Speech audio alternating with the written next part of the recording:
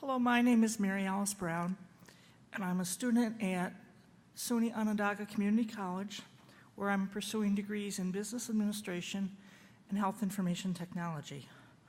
I'm an elected student representative to the Board of Trustees of the college. I'm an elected officer in the Student Assembly of the State University of New York. I'm also a board member of the Peer Networking Group of Central New York. Will Christina Lagdameo please join me at the podium?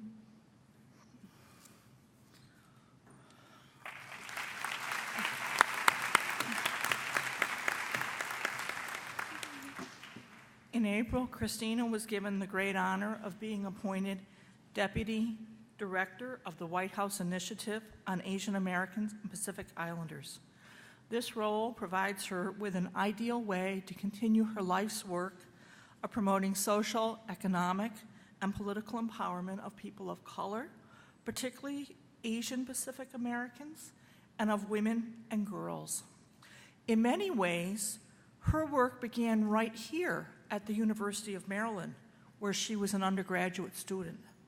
She successfully lobbied the administration to establish the first Asian American Studies program in the DC metropolitan area. And then she received one of the first certificates for the program. Today, there are more than 500 students enrolled in the program's courses and 70 students who are pursuing a minor in the discipline. That's impressive.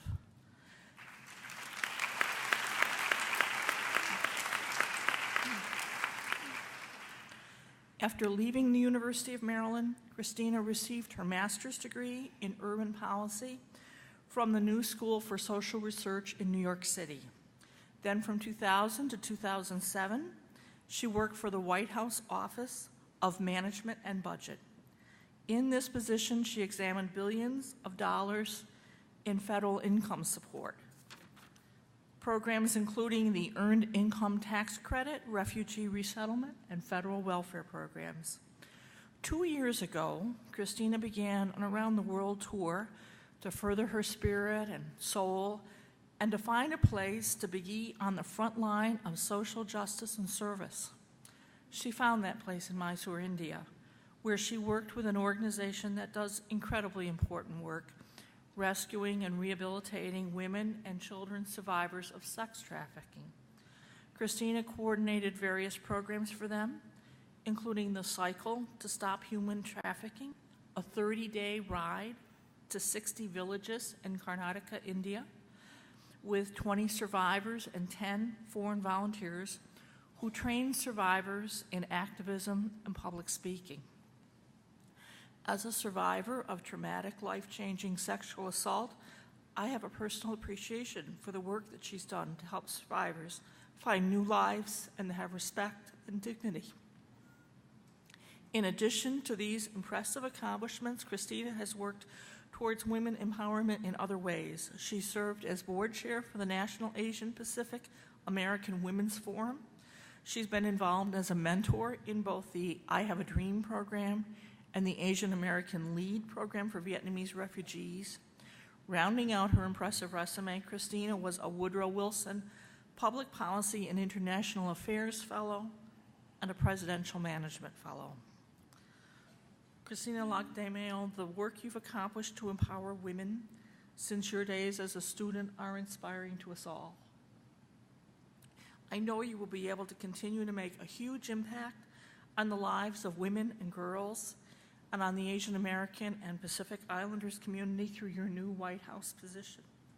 It's with admiration that the National Conference for College Women Student Leaders, organizer and attendees, including myself, honor and recognize you as a 2010 Women of Distinction.